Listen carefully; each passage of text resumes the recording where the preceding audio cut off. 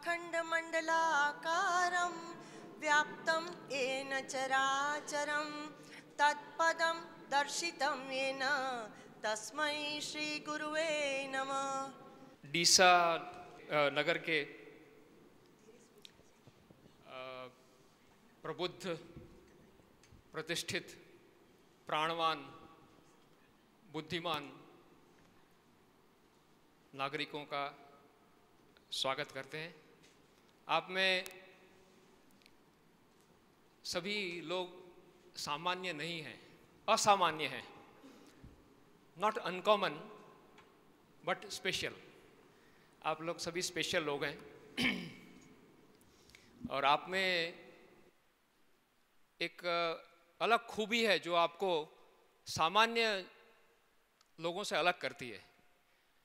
You are special people and you have come here to listen to a special person. आजकल जो समय चल रहा है वो भी एक स्पेशल समय है। ये समय इतिहास में बार बार नहीं आता, कभी कभी आता है। और इस समय में जो कुछ विशिष्ट व्यक्ति होते हैं, विशिष्ट लोग होते हैं, उनसे ईश्वर कुछ विशिष्ट करवाना चाहता है। तो आप लोग सब इकट्ठा हुए हैं। डॉक्टर प्रणव पंड्या जी जो साइंटिफिक स्पिरिचुअलिटी पे प्रवचन देने वाले हैं, उसको सुनने के लिए। Actually he is a, simple शब्दों में बात करूं डॉक्टर साहब के बारे में तो he is a blend of science and spirituality. एक सम्मिश्रण, एक मिक्सचर, एक घोल, वो इट्स अ रेयर ब्लेंड। जो साइंस और स्पिरिचुअलिटी का इट्स अ रेयर ब्लेंड। मैं शुरू से उनके बारे में बात करूं तो he did his MBBS from Indore. Then after that he did his MD. He was a gold medalist in the university at Indore, Dr. MGM Hospital. फिर उसके बाद वो गायत्री परिवार से पंडित श्री राम शर्मा आचार्य जी से मिले और तब से उनके जीवन में एक मोड़ आया।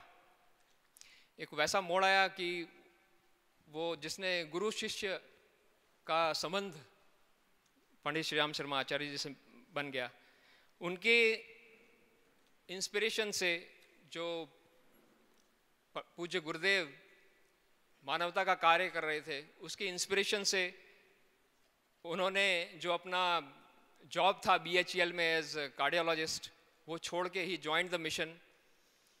और एक्चुअली मुझे तो बाद में पता लगा कि उन्हें अमेरिका जाने का एक बहुत सुंदर सौभाग्य प्राप्त हुआ था FMG एग्ज़ाम पास करके, लेकिन पूज्य गुरुदेव के संरक्षण में आके उन्होंने वो भी त्याग दिया और एक प्रण लिया कि अब हम जो मानवीय शरीर की चिकित्सा की जगह मानवीय मन की चिकित्सा करेंगे। इस प्रण के साथ उन्होंने अपना घर ही शांति कुंज हरिद्वार में बना लिया। उन्होंने काफ़ी पाथ ब्रेकिंग रिसर्च किए हैं। ब्रह्मवर्चस्व रिसर्च सेंटर, एक पूज्य गुरुदेव ने एक सेंटर स्थापित किया है रिसर्च का, अनुसंधान का, जहाँ पे हमारी संस्कृति के जितने भी विभिन्न पहलू हैं, जैसे यज्ञ है, मंत्र है, गायत्री है, आयुर्विज्ञान है, उस पर साइंटिफिक बेस से, उसका क्या साइंटिफिक बेसिस है, उसके क्या साइंटिफिक फंडामेंटल्स हैं, उस पर उन्होंने काफ़ी रिसर्च किया है जो अनेक इंटरनेशनल जर्नल्स में पब्लिश हुए हैं। He is presently the head and director of all world Gayatri परिवार। वो डायरेक्टर हैं ब्रह्मवर्चस्व रिसर्च सेंटर के।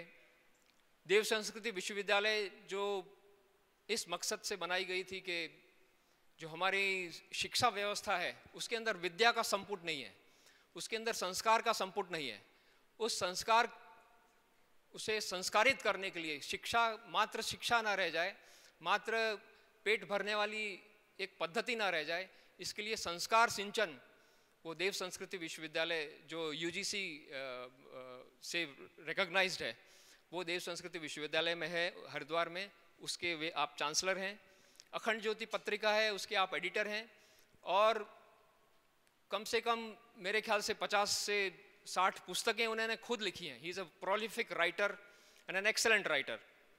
आप विवेकानंद योग अनुसंधान संस्थान के बेंगलोर में जो है उसके प्रेसिडेंट रह चुके हैं। और he has traveled worldwide. पूरे विश्व में करीब मेरे ख्याल से 85 कंट्रीज में गायत्री परिवार के मिशन का संस्था का स्थापना की है 85 देशों में. और वे इतना ही नहीं, he has traveled worldwide. America में कई यूनिवर्सिटियों में he has given lectures on science and spirituality. He has participated in conferences at Cambridge University, Oxford University, Harvard University, University of California at Los Angeles. And he has the rare privilege of addressing a joint session of House of Lords and House of Commons in the UK. So that's a very rare privilege that a scientist in India gets. He has also conducted exclusive stress management workshops for the Oracle at San Jose in US. See, when we are talking about environmental protection, he is the one who initiated watershed development scheme for harvesting rainwater. So you can imagine the spectrum in which he has been working. He has been awarded he received several awards. The notable amongst them being the award from the NASA, the National Aeronautical and Space Administration, US, as the distinguished scientist and reformer for the worldwide dissemination of scientific aspects of Indian culture in 1996. He was also awarded Hindu of the Year 1999, award by the Federation of Indian Association and Federation of Hindu Association for dissemination of Indian culture abroad. He has also been honored with Lifetime Achievement Award at the National Symposium of Science of Holistic Health by Sevagram Wardha. So we have such a person amongst us. वो कहते हैं ना कि हमने तो भगवान को देखा नहीं है, लेकिन तुलसीदास ने बहुत सुंदर कहा है कि राम सिंधु घन सज्जन धीरा. हमने समुद्र तो देखा नहीं है, लेकिन जब वर्षा मेघ जब वो पानी लेके आता है और बरसता है, तब हमें एहसास होता है कि समुद्र भी कोई कैसी चीज होगी जो इतना पानी बरसा सकता है. तो जो परम पूज्य गुरुदेव ने जो काम किया है, उनकी जो सुवास है, उनकी जो सुगंध है, उसे तो हम देख नहीं पा रहे हैं, लेकिन डॉक्टर साहब आए हैं, वो मेघ बन के आए हैं हम पे वो वर्षा करने के लिए. चंदन तनु हरि संत समीरा. वो चंदन का जो वृक्ष होता है, उसकी सुगंध तो हम तक कौन ला सकता है? हम तक एक वायु ही ला सकती है. वही वायु बनकर डॉक्टर साहब आए हैं, वही बरसात कराने वाले वर्षा बादल बन के आए हैं. Let us very patiently listen to him. We will learn a lot. I have known him personally since last almost 25 years, and I am really impressed by the amount of vigor that he possesses. At this age, I think he must be 65, but his day starts at 2 in the morning and ends at 10 or maybe 11 at night. So I don't know where he finds time and where he कोई ऐसा शक्ति का स्रोत आप किससे जुड़े हुए हैं. तो we are very fortunate to have such a able person amongst us, and we patiently wish to listen to him and get encouraged. Thank you very much. आइए हम सब प्रार्थना करें कि हमारी बुद्धि सन्मार्ग की ओर चले. सद्बुद्धि से सद्गति होती है, सही दिशा में चलते हैं. दुर्मति से दुर्गति. तो इसलिए भगवान करे कभी भी हमारी गलती से भी हमारे अंदर, हमारे चिंतन में कभी कोई बुरा विचार ना आए, किसी के लिए भी, संसार में किसी के लिए भी बुरा विचार ना आए. इस भाव से प्रसविता सविता, प्रसव करने के कारण सविता, सविता देवता यानी सूर्य भगवान को ध्यान में रखते हुए, सूर्य मध्यस्थ गायत्री का मन में ख्याल करते हुए आइए एक बार गायत्री मंत्र. ओम भूर्भुवः स्वाहा तत्सवितुर्वरेण्यं भर्गो देवस्य धीमहि धियो यो नः प्रचोदयात्। ओम गुरुर्ब्रह्मा गुरुर्विष्णु गुरुरेव महेश्वरः गुरु साक्षात् परब्रह्म तस्मै श्री गुरुवे नमः। अखंडमंडलाकारं व्याप्तं येन चराचरं तत्पदं दर्शितं येन तस्मै श्री गुरुवे नमः। तस्मै श्री गुरुवे नमः। हमारी गुरु सत्ता पंडित श्री राम शर्मा आचार्य जी, परम वंदनीय माता जी की सूक्ष्म उपस्थिति में यहाँ विराजमान यहाँ के और दूर दूर से आए हुए हमारे सभी वडील वैज्ञानिक गण, हमारे बीच में बैठे हुए यहाँ के प्रबुद्ध वर्ग के व्यक्ति और मेरे प्रिय आत्मीय अनिल झा, डॉक्टर अनिल झा साहब, हमारे बीच में बैठी हुई देवी स्वरूपा बहनों, देवतुल्य भाइयों। इस संसार में दो तरह की शक्तियाँ हैं, एक ज्ञान और एक विज्ञान। ज्ञान जरूरी है तो विज्ञान भी जरूरी है। विज्ञान के बिना हमारा काम नहीं चलता। अब इतना बड़ा हॉल है, इसमें पंखा नहीं चल रहा होता, ये माइक नहीं चल रहा होता तो न तो आपको मेरी आवाज़ आती और न मेरे को आपको बैठने का मन करता, आप उठ के चले जाते गर्मी में। ये विज्ञान है जो जिसकी ज़रूरत है। मैं कल दिन में 2 बजे शांतिकुंज से चला, 4 बजे 3 बजे एयरपोर्ट पहुंचा, वहाँ से चला और मैं दिल्ली पहुंचा 5 बजे, वहाँ से चला 6 बजे, वहाँ से 8 बजे मैं अहमदाबाद आ गया और 9:30 साढ़े 9 बजे रास्ते में थोड़ा विश्राम करके सुबह डीसा आ गया 9 साढ़े 9 बजे। आप सब सोचिए, दूरी सोचिए, हरिद्वार से यहाँ तक की दूरी मैं कैसे आया? गति के प्रभाव से। गति के क्षेत्र में जो क्रांति हुई है, revolution in the field of speed, 2 चीज़ें हैं जिन्होंने विज्ञान को गति दी, फायर एंड स्पीड। अग्नि और आग और गति, ये आग और गति से विज्ञान आगे बढ़ा है।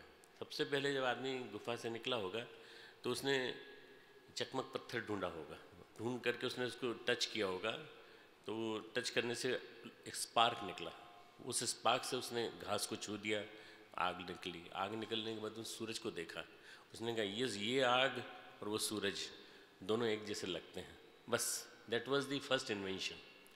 फायर मीन्स प्रखरता, फायर मीन्स संघर्ष, fire means struggle, fire means तेजस्विता। ये तेजस्विता पहले आई। उसके साथ उसने देखा कि अगर किसी चीज़ को गोल बना दिया जाए तो गोल घूमती है, बस उससे गति आ गई, पहिया आ गया, और पहिया व्हील आने के साथ ही गति आ गई, गति से विज्ञान बन गया।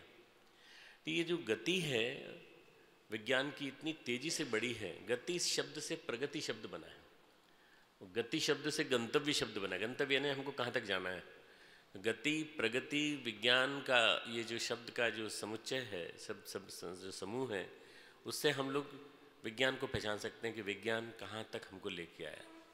आज विज्ञान नहीं होता तो बॉडी की एनालिसिस नहीं हो पाती।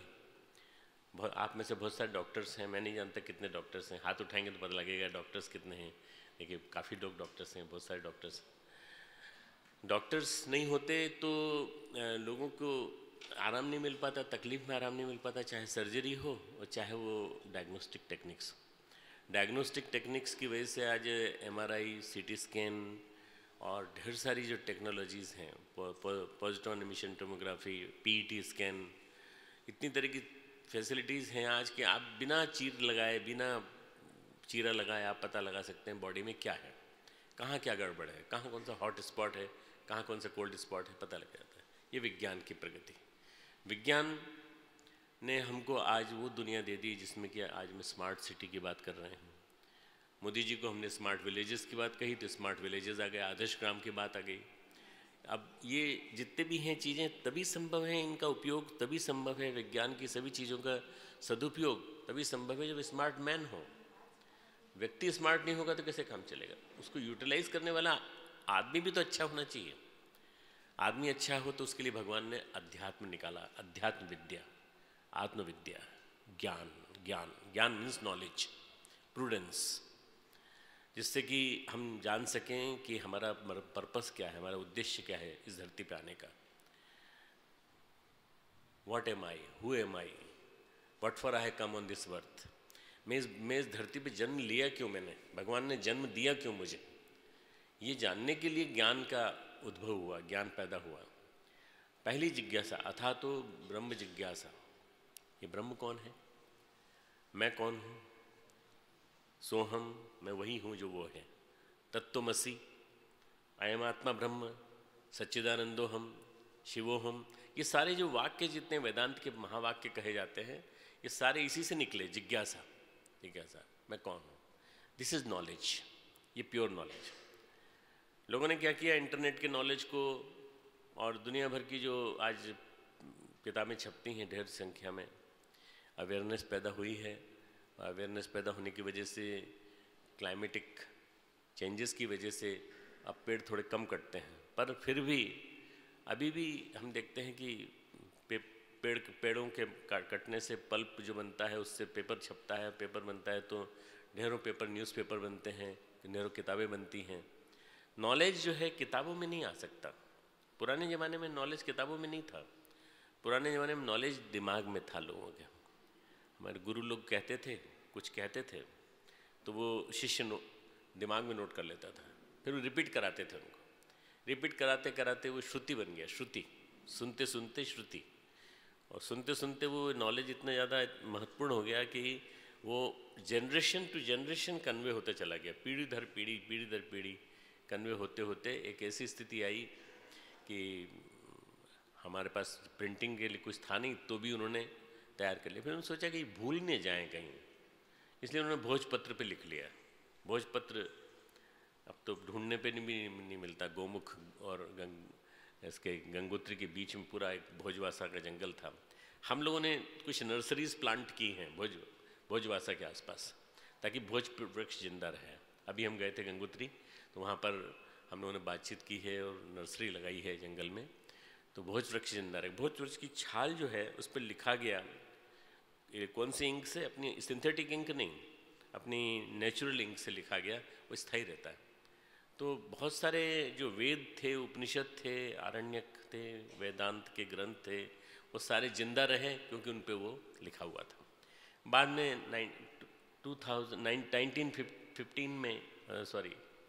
1500 में गुटेनबर्ग की प्रिंटिंग मशीन आ गई, और प्रिंटिंग मशीन आने के बाद फिर किताब छपने लगी। किताब छपते छपते छपते छपते आज हमारे पास पब्लिश्ड लिटरेचर है।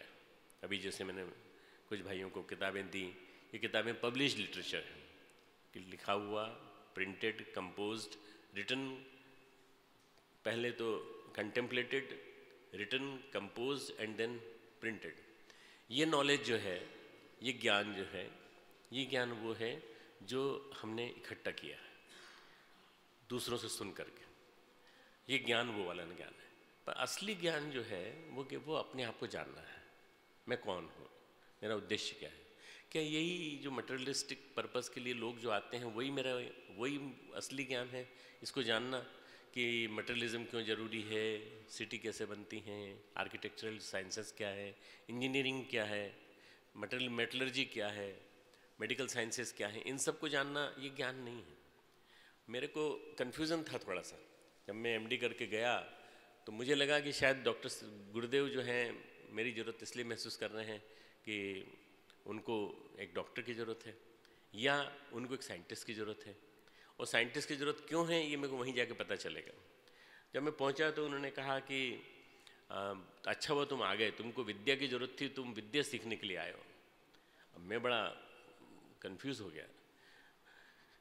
मैंने कहा कि गुरुदेव मैं विश्वविद्यालय से डिग्री लेके आया हूँ, यूनिवर्सिटी की डिग्री है, विश्वविद्यालय, विश्व का तो यूनिवर्स आ गया, विद्यालय यूनिवर्सिटी, यूनिवर्सिटी से ट्रेन में व्यक्ति हूँ, और मेरे पास नॉलेज है, डिग्री है, मेरे पास एमडी की डिग्री है, और इसके बाद भी मेरे पास और डिग्री हो सकती थी। आपने मुझे बुला लिया बीच में, तो मैं यहाँ आ गया आपके पास। उन्होंने कहा ये विज्ञान है जो तुम्हारे पास है ना, ये विज्ञान है। अब तुमको ज्ञान प्राप्त करना है। ज्ञान क्या है? विद्या। ज्ञान क्या है? संस्कृति। ज्ञान क्या है? अध्यात्म। ज्ञान क्या है? आत्मविज्ञान। अपने आप को जानना, अपने आप को जानना, अपने आप को पहचानना, अपने अंदर क्या छिपा है इसको जानने की कोशिश करना, अपनी कॉन्शियसनेस को जानना, चेतना का उच्च स्तरीय विज्ञान, highest super most knowledge of consciousness, इसको जानने के लिए मैंने तुम्हें बुलाया। तुमने सीखा ही है? मैंने कहा मैंने नहीं सीखा। झूठ क्यों बोलना गुरु के सामने? मैंने कहा नहीं, मैंने नहीं सीखा गुरुदेव। मैंने जो सीखा है वो ये सीखा है कि एनाटॉमी क्या होती है, फिजियोलॉजी क्या होती है, मेडिसिन क्या होती है, केमिस्ट्री क्या होती है, बायोकेमिस्ट्री क्या होती है, ये मैंने जो सीखा है वो सीख करके आया हूँ और उसी से मैं मरीजों का इलाज करता हूँ।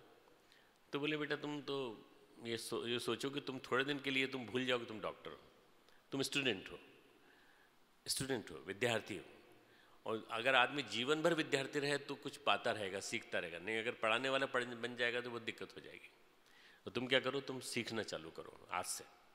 दैट वाज द डे, जो वसंत पंचमी 1978 का दिन था। वसंत पंचमी 1978 से मैंने सीखना चालू किया। मैं आज तक सीख रहा हूँ, हर एक से सीखने की कोशिश करता हूँ। I try to learn from everybody. मैंने हरीश भाई से भी सीखा, जिनके साथ में रहा इतने दिन। यहाँ मैं गुजरात जब भी आया तो मैंने यहाँ भी रह के सीखा जीवन व्यवहार क्या होता है, लोगों से व्यवहार कैसे करते हैं, कैसे प्यार से बात की जाती है, कैसे लोगों को ऊंचा उठाया जाता है। मैं एक जज साहब की फैमिली को बिलोंग करता था। मेरे पिताजी जज रहे, हाईकोर्ट जज रहे, तो उस फैमिली को बिलोंग करता था। वो ईगो भी था मेरे मन में, उस ईगो को मैंने डेमोलिश किया। उसके साथ साथ मेरे साथ और भी चीज़ें बहुत सारी थीं जो मैं समझता हूँ कि मेरी अपनी कमियाँ थीं। उन कमियों को मैंने निकाला। अपने अंदर की कमियों को निकाल के अपने अंदर के गुणों को बढ़ाना, ये ज्ञान है, ये ज्ञान है। ज्ञानवान व्यक्ति सबसे पहले क्या करता है, अपने अंदर के जितने कलंक हैं, अपने अंदर की जितनी कमियां हैं, डेफिशिएंसीज हैं, उनको मिटा करके अपने को श्रेष्ठ बनाने की कोशिश करता है। यदि ये समझ में आ जाए सबको कि ज्ञान क्या है और विज्ञान क्या है, संस्कृति क्या है और सभ्यता क्या है, विद्या क्या है और शिक्षा क्या है, तो सबको समझ में आ जाएगा। विद्या, संस्कृति, अध्यात्म, ज्ञान, ये चारों एक दूसरे के सिनोनिम, एक दूसरे के पर्यायवाची। और बाकी भी शिक्षा, सभ्यता, मॉडर्न वर्ल्ड, मॉडर्निज्म जितना भी है, डेवलपमेंट पूरा, ये सब के सब एक दूसरे के पर्यायवाची। उसी में शिक्षा ले लीजिए, उसी में सभ्यता ले लीजिए। सभ्यता एटिकेट्स को कहते हैं, शिष्टाचार को कहते हैं। मैं आपको नमस्कार करता हूँ, ये शिष्टाचार है। परंतु मैं आपको अंदर से आपको प्यार करता हूँ, अंदर से आपको नमन करता हूँ, आपको अंदर से सम्मान करता हूँ आपके गुणों का, ये विद्या है। ये दो चीज़ें अलग अलग हैं। आज के कॉन्वेंट में जो पढ़ाया जाता है, मिडिल कॉन्वेंट स्कूल्स में बच्चों को जो पढ़ाया जाता है etiquettes. Etiquettes is nothing but शिक्षा है, वो विज्ञान का एक भाग है। ये एक प्रकार का व्यवहार विज्ञान है कि आप अपनी टाई संभाल के पहनिए, और जब मैडम पूछे तो मैडम कुछ चीज़ दे, आपको टॉफ़ी दे, तो सबसे पहले क्या बोलना है, थैंक यू वेरी मच। बस शुरुआत यहाँ से होती है, पहला ABC यहाँ से शुरू होता है। अब आज क्या हो गया कि यही नॉलेज धीरे धीरे कैरी फॉरवर्ड होते होते सेंट जॉन्स तक और सेंट जोसेफ तक और सब पूरा ऊपर के कॉन्वेंट से लेकर हाईएस्ट पॉसिबल जो हमारे वो हैं एग्जिस्टिंग इंस्टीट्यूशंस, वहाँ तक पहुँच गया। चाहे वो हार्वर्ड हो, चाहे वो हमारे विभिन्न प्रकार के इंस्टीट्यूशंस हों, जितनी प्रकार के इंस्टीट्यूशंस हैं, वहाँ पर कहीं भी विद्या नहीं है, विनम्रता नहीं है। That's why you find so much chaos in the organisations कि वाइस चांसलर का घर जलाना, एजुकेशन शिक्षक का घर जलाना, गुरु का घर जलाना, गुरु के ऊपर चोट पहुँचाना, गुरु को मारने से लेकर सब तरह की बातें होती हैं। वो गुरु को गुरु नहीं मानते, वो टीचर मानते हैं, पेड मास्टर है, पेड टीचर है। अगर आप किसी से पूछें कि आप मास्टर बनना चाहते हैं, बोले नहीं, टीचर नहीं बनना चाहते हैं, बाकी सब बन जाएंगे, टीचर नहीं बनेंगे। ऐसा क्यों हो गया कि जो सबसे उच्च स्तरीय ज्ञान था, जो सबसे उच्च स्तरीय नॉलेज था, जो सबसे बढ़िया पोस्ट थी, उस पोस्ट पे कोई जाना नहीं चाहता, और सबके सब जाना चाहते हैं। तो IIM Ahmedabad, IIM Bombay, IIM Calcutta, IIM Indore, इसमें जाके मैनेजर बन के और दूसरों के ऊपर शासन करना, ये शिक्षा है, ये शिक्षा है। आज की शिक्षा हमें दूसरों पे शासन करना सिखाती है, और आज की विद्या हमें जीवन जीना सिखाती है। विद्या जीवन जीना की कला है, और विद्या अध्यात्म है। यदि ये जीवन में समझ में आ जाए हमें, तो हमें अध्यात्म का मर्म समझ में आ जाएगा। अध्यात्म, अधि आत्मानम इति अध्यात्म, अपने आत्म जगत को जानने की विधा अध्यात्म विद्या के रूप में मैं प्रतिष्ठित हूँ। भगवान कृष्ण कहते हैं 11वें अध्याय में, विभूति 10वें अध्याय में विभूति के रूप में, कि मेरी विभूति क्या है? अध्यात्म विद्या। अध्यात्म विद्या विद्यानाम, समस्त विद्याओं में, architectural sciences, science, agriculture sciences, सभी साइंसेज में मैं अध्यात्म विद्या के रूप में मौजूद हूँ। जब ये अध्यात्म विद्या समझ में आ जाती है तो उसके बाद फिर जीवन का मतलब ही बदल जाता है, जीवन का मर्म ही बदल जाता है, जीवन की सोच बदल जाती है पूरी पूरी। विज्ञान चाहिए हमें, विज्ञान के बिना हमारा कोई काम नहीं चलेगा। विज्ञान बहुत सारी चीज़ें हमको देता है, पर विज्ञान हमारा इष्ट देवता बन जाए ये नहीं चाहिए हमको। विज्ञान हमारे काम आए, हमारी मदद करे, हमारी सेवा करे, पर हम विज्ञान की सेवा करें और विज्ञान को ऊंचा उठाएं, ये ठीक नहीं है। मतलब आप समझने की कोशिश कर रहे हैं ना, मैं जो दो चीज़ें बार बार सेग्रीगेट करके बता रहा हूँ कि विज्ञान और ज्ञान, दो चीज़ों को समझने में आपको सबसे पहले ज्ञान को, नॉलेज को समझना पड़ेगा। Knowledge is not bombardment of information which is happening in network.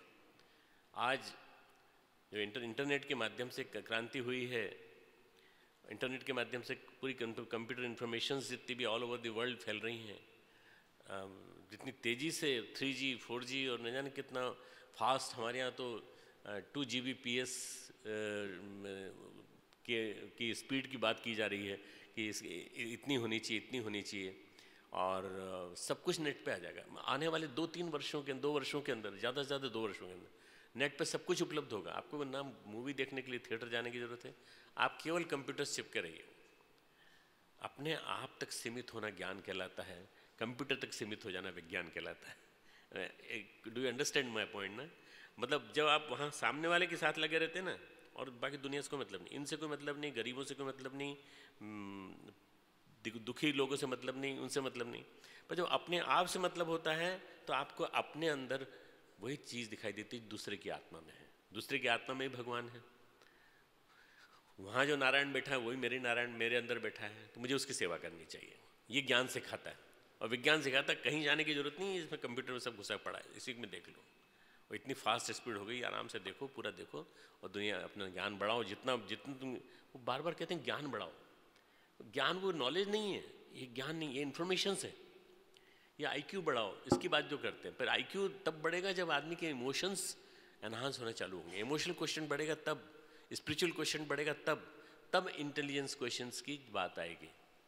तो आज जो है एक रेट रेस, एक पूरी तरह से बड़ी भयंकर रेस चल रही है, किसी तरह से आगे हो जाने की। किसी तरह से हम आगे हो जाएं, और आगे हो करके हम सर्वाइव करें इस दुनिया में। कैसे सर्वाइव करना चाहते हैं? हम सर्वाइव करना चाहते हैं बहुत सारा पढ़ लिख कर, हम बहुत सारी डिग्री लेकर। मेरे पास बड़े बड़े IAS ऑफिसर, बड़े बड़े मतलब ऐसे हैं जिनके माध्यम से न जाने कितने इंस्टीट्यूशंस चल रहे हैं। DSC के लिए, DLET के लिए मार्गदर्शन लेने के लिए आते हैं, DSC, DLET, PhD इसके लिए मार्गदर्शन लेने आते हैं। तो मैं उनको कहता हूँ कि इन सब में कुछ नहीं रखा है, आप इसको एक दिन बैठ जाइए मेरे साथ, मैं आपको सारा नॉलेज कंपाइल करवा देता हूँ, सिनॉप्सिस बनवा देता हूँ, सब कुछ हो जाएगा, कोई दिक्कत नहीं। पर इससे ज़्यादा तब होगा जब आप थोड़ा सा मेरे गुरुदेव का लिटरेचर पढ़ के देखेंगे। आप हमारे गुरुदेव का जो अध्यात्म विज्ञान का जो लिटरेचर है उसको पढ़ के अपने जीवन में उतारने की कोशिश करिए। ये जो जीवन में उतारना है ना, ये सबसे बड़ी कठिन बात है। सोम सोम आचरण शिक्षेरण पृथिव्याम सर्व मानवा। हमारी संस्कृति कौन सी है? अपने अपने आचरण से जो शिक्षा देती थी पृथ्वी में समस्त मानव को, इसीलिए उनको आचार्य कहा जाता था। आचार्य, मातृदेवो भव, पितृदेवो भव, आचार्य देवो भव। वो आचार्य जो आचरण से शिक्षण दे, अपने आचरण से बताए कि देखो ऐसे जीवन जीना चाहिए। प्लेटो और अरस्तु का एग्जाम्पल है, प्लेटो और सिकंदर का एग्जाम्पल है, जिसमें हर जगह आचरण से शिक्षण दिया जाता है। ये मैं वेस्टर्न एग्जाम्पल इसलिए दे रहा हूँ जानबूझ करके, क्योंकि अपने यहाँ तो ऋषि मुनियों के हजारों उदाहरण मिल जाएंगे, न जाने कितने एग्जाम्पल मिल जाएंगे, पर बाहर देखें तो ढेर सारे एग्जाम्पल नहीं है। गुरजिएफ और ऑस्पेंस्की का एक उदाहरण है, जो रशियन पोलिश थे। भाइयों और बहनों, ये जो ज्ञान है, ये ज्ञान जो है ये सबसे बड़ी चीज़ है, इसको पाने की कोशिश करना चाहिए। कहाँ मिलेगा? हमारे ऋषि कहता है आत्मानम विद्धि, अपने आप के अंदर मिलेगा, अपने अंदर जानो। अपने अंदर है वो। आत्मावरे ज्ञातव्य, अपने आप को बताने की कोशिश करो कि कहाँ मिलेगा, बताओ तुमको मालूम है, तुम बता नहीं रहे हो। आत्मावरे ज्ञातव्य। आत्मावरे श्रोतव्य, अपने आप को सुनो, सारी दुनिया को सुनते हो पर अपने आप को नहीं सुनते हो। आत्मावरे श्रोतव्य। आज वहाँ जहाँ देखता हूँ वहाँ या तो फ़ोन के लिए, रेडिएशन से बचने के लिए कान में फ़ोन लगा रखा, कान में वो लगा रखा है लोगों ने, ईयरपैड, या फिर म्यूज़िक सुनने के लिए, आईपॉड सुनने के लिए लगा रखा है। कोई किसी को सुन ही नहीं रहा है।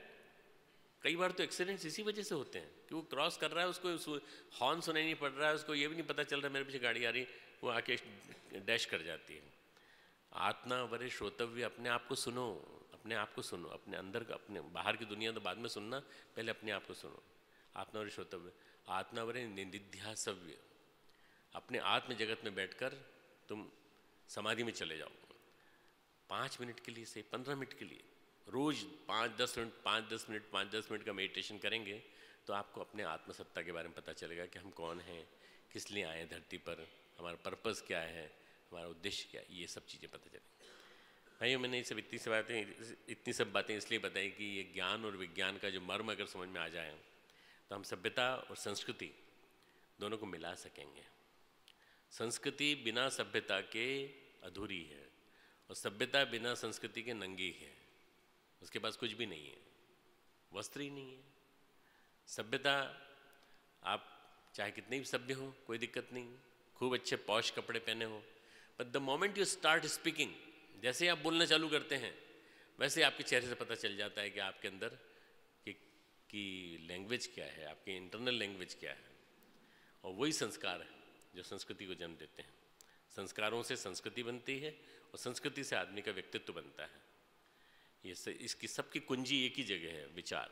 ये विचार, थॉट प्रोसेस, विचार जैसे होंगे वैसे आदमी का व्यक्तित्व होगा। किसी विद्वान ने कहा है, as you think you become like that. जैसा आप सोचते हैं वैसे ही बन जाते हैं, जैसे सोचते हैं वैसे बोलते हैं, जैसा बोलते हैं वैसा करते हैं, जैसा करते हैं वैसा आपकी आदतें बन जाती हैं, और जैसी आपकी आदतें बन जाती हैं वैसा आपका व्यक्तित्व बन जाता है। तो आप वैसे ही बन जाते हैं जैसा आप सोचते हैं। सोचने से व्यक्तित्व बनता है। बड़े बड़े महान व्यक्ति, हरिश्चंद्र का नाटक देख करके राम बापू महात्मा गांधी ने एक सूत्र सीख लिया, सत्य, सत्य के प्रयोग, और जीवन भर एक ही प्रयोग किया, सत्य। पिताजी से झूठ बोला था, वो भी सच बोल दिया, सारी दुनिया के सामने सत्य बोल दिया। मैं सत्य बोलता हूँ कि मैं जवाहरलाल को बहुत प्यार करता हूँ और मैं इसके गुस्से से थोड़ा सा मैं नाराज रहता हूँ। सरदार वल्लभ भाई पटेल के बारे में बोले, सत्य, सत्य के प्रयोग। उनकी किताबों के ऊपर बहुत सारी एनालिसिस लिखी गई है जिसमें लिखा है कि उन्होंने जीवन भर सत्य बोला, जो मन में था वो बाहर। मनस्येकम वचस्येकम कर्मण्येकम महात्मा नाम। मन वचन कर्म जिनके एक हों वो महात्मा कहलाते हैं। आज जैसे नहीं त्रिपुंडधारी तिलक वाले, वो वाले महात्मा नहीं, वो महात्मा नहीं है। वो तो बहुत सारे महामंडलेश्वर, जो अखाड़ा पीठाधीश्वर, न जाने कितने हो गए, ढेर सारे, पर इनकी कथाओं में, इनकी बोली में, इनमें कोई दम नहीं, क्योंकि इनके आचरण में वो चीज़ दिखाई नहीं पड़ती। मैंने एक महाराज जी से पूछ लिया, महाराज जी आप इतना अच्छा बोल रहे थे सादगी के ऊपर, संत के ऊपर, संत ने सोने को हाथ तक नहीं लगाया और ये नहीं किया, और आपने बताया आप संत हैं। बोले हाँ संत हूँ। मेरे से बोले आप भी तो संत हैं। मैंने कहा मैं तो संत हूँ, मैं तो मानता हूँ अपने आप को संत को, कि मैं एक संत, बहुत उच्च स्तरीय संत का शिष्य हूँ। मैंने कहा आपने 3-3 सोने की माला क्यों पहनी हुई हैं? बोले डॉक्टर साहब हमने नहीं पहनी, ये लोग हमको पहना देते हैं ज़बरदस्ती, लोगों का प्रेम हमको पहना देता है। तो मैंने कहा इसका मतलब कहीं ना कहीं आपके मन में लौकिक आकर्षण है, भौतिक जगत का आकर्षण है। ये अगर आकर्षण रहेगा तो आप वास्तव में कभी भी आप छूट नहीं पाएंगे। अटैचमेंट, 2 चीज़ बताई भगवान ने गीता में, राग और द्वेष। अटैचमेंट, राग, जेलसी, द्वेष। राग और द्वेष 2 चीज़ों से बचने की कोशिश करना है, बस ड्यूअलिटी, ये ड्यूअलिटी से निकल जाएंगे। राग यानी बहुत ज़्यादा आदमी को चाहना, बहुत ज़्यादा आदमी से अटैचमेंट रखना, बहुत ज़्यादा आदमी के प्रति। आज देखिए ना, सारे पॉलिटिकल क्राइसिस इसी राग की वजह से हो रही है। वो मेरा बेटा है, वो मेरा रिलेटिव है, वो मेरा भतीजा है, मेरा भांजा है, उसको मेरे को लेना है। आदर्शों की वजह से लेना है, उसके गुणों की वजह से लेना है? नहीं नहीं नहीं नहीं, इसलिए लेना है कि मेरा बेटा है, बस। ये राग, राग जो है आदमी को खींचता है आकर्षण में, राग बांधता है, और ये बंधन मुक्त मोक्ष की प्राप्ति में सबसे ज़्यादा बाधक और आसक्ति सबसे ज़्यादा बंधन का कारण है। और द्वेष, ये आदमी मेरा बिल्कुल नहीं है, ये मेरी पार्टी का है ही नहीं, ये बहुत बेकार आदमी है, ये जो आदमी जो कहता है वो कहने के साथ साथ अपने जीवन को एक तरह से फिर बंधन में बांध लेता है। मित्रों, इन दो चीज़ों से यदि हम हटते चले जाएंगे तो हम आत्मानम विद्धि है, आत्मा हमारा मन जो है हमारा, वो ज्ञान है, ज्ञान का स्रोत है, वहाँ जा सकेंगे। और वहाँ जा कर के जब हम खूब रिसर्च करेंगे तो अपने को ज्ञान मिल जाएगा कि हम कौन हैं, हम किस लिए आए इस धरती पर। जितना समय है हमारे पास, डॉक्टर साहब ने सही कहा, मैं 65 साल का हो गया हूँ इसी साल, और 65 साल के बाद मेरे पास जितना टाइम है, जितना ज़्यादा ज्ञान दे सकूँ सबको। मेरे सारे लेक्चर्स ऑनलाइन अवेलेबल हैं, मेरे सारे प्रेजेंटेशंस ऑनलाइन अवेलेबल हैं, मेरे सारी चीज़ें जितनी भी हैं वो यूट्यूब पे हैं। जिसको डाउनलोड करना वो डाउनलोड कर ले, जिसको देखना वो देख ले। ज्ञान जो है छिपाने की चीज़ नहीं होती। ज्ञान हमारे ऋषियों ने नहीं छिपाया। जो आकाशवाणी हुई, उस आकाशवाणी को सुनने के बाद उन्होंने जो आपस में मंथन किया, वो मुंह से जो निकला वो सारा के सारा श्रुति बन गया। पर जो ऊपर से आया वो विद्य यानी ज्ञान, वो ज्ञान बन गया, क्योंकि वो अपौरुषेय है। पुरुष ने नहीं कहा, भगवान ने कहा। वेद भगवान की वाणी है, हमारे वेद को भगवान की वाणी कहा जाता है। और ये कहा जाता है सारे धर्म उसी से ओरिजिनेट है। वेद अखिलस्य धर्म मूलम, सारे धर्मों का मूल अगर कोई है तो वेद है। विद शब्द का अर्थ होता है ज्ञान प्राप्त करना। विद यानी ज्ञान। आप सब विद्वान हैं, आपको परिभाषा बताने में मेरे को थोड़ा बुरा छोटापन लग रहा है कि आपको मालूम होंगी सब परिभाषाएं, पर जानना चाहिए, ये सब चीज़ें जानना चाहिए इस परिप्रेक्ष्य में, जिस परिप्रेक्ष्य में बोल रहा हूँ, ज्ञान और विज्ञान के परिप्रेक्ष्य में।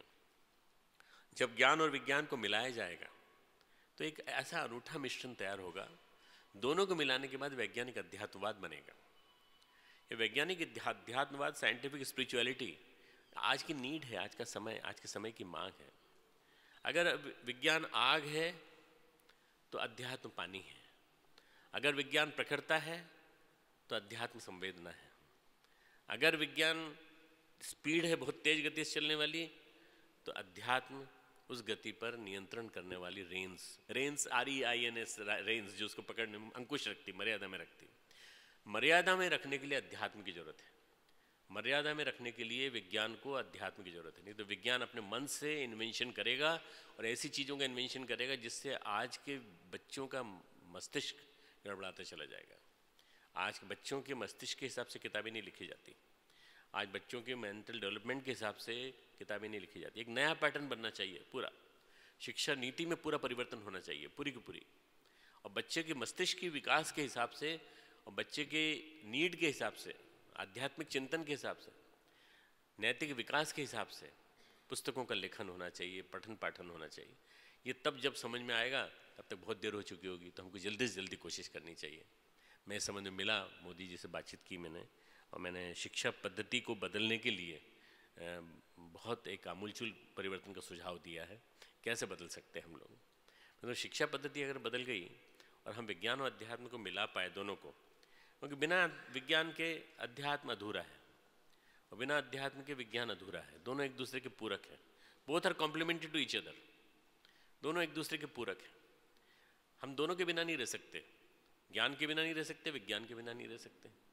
दोनों साथ साथ चलेंगे तो प्रगति होगी और प्रगति होगी और मल्टीप्लाइड प्रगति होगी। एक गांव में आग लग गई। उस गांव में जो आग लग गई तो गांव का जो कोना था, जिस कोने में दो दोस्त बैठे हुए थे, एक तो लंगड़ा था और एक अंधा था। अंधा और लंगड़ा दोनों बैठे हुए थे और दोनों ने देखा कि आग तो हमारी तरफ आ रही है। बाकी से जो बाहर भागना था भाग गए। अंधे ने देखा नहीं, अंधे ने महसूस किया। लंगड़े ने देखा पर भाग नहीं सकता था। उसने कहा भागो। बोले भागो कैसे? मैं कैसे भागूंगा? मैं तो पाँव में, दोनों पाँव टूटे हुए मेरे। तो उसने फिर अंधे ने कहा कि अपन दोनों मिलके एक राय बनाते हैं। दोनों ने मिलके एक राय बनाई और ये बनाई कि अंधा चल सकता था और लंगड़ा जो था वो उसकी कंधे पे बैठ गया और वो राह दिखाता चला गया।